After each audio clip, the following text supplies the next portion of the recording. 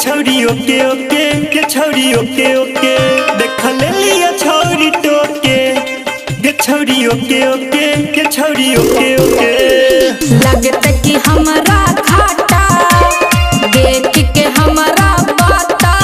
size लागे छकी नहीं ओके ओके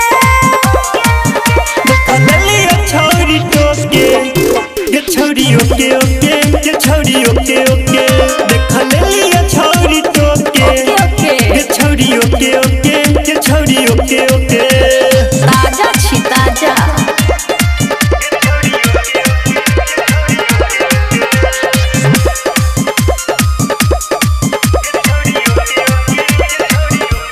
double double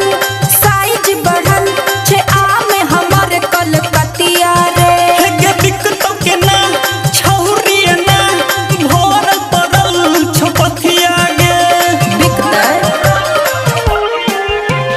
double double size बढ़ल छे आम हमर कलकतिया रे के दिक्कतों के ना छौरी ना भोर पड़ल छपथिया गे और खेब तो आई है कचिया जाई दे हमरा हटिया तब खाई हर छौड़ा थोके थोके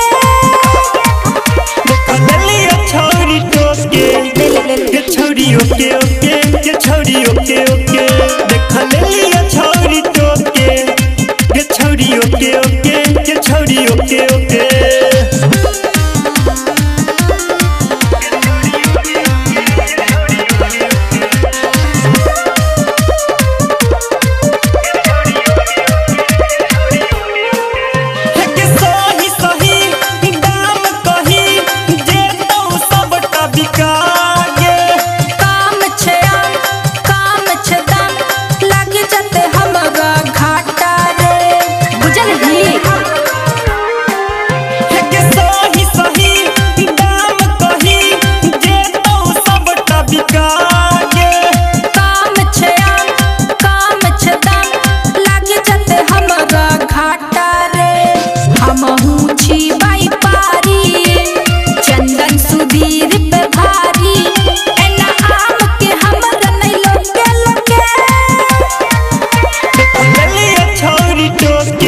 ओके ओके के छौरी ओके ओके देख ले लिया छौरी टोके